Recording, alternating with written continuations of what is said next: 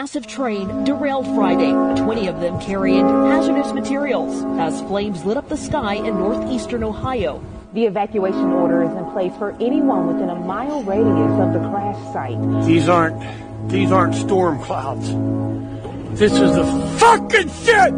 The fucking shit that burned off in East Palestine! This is not fucking storm clouds! Look at it! Horrible. Because I got arrested because I was trying to do a live report about what people need to know.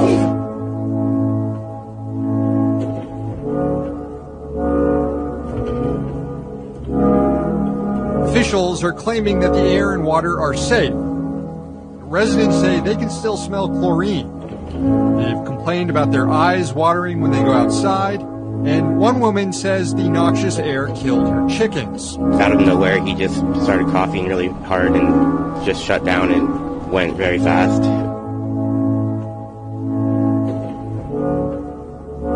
Look at all these fucking crows. I'm not kidding. This is within 10 miles of East Palestine.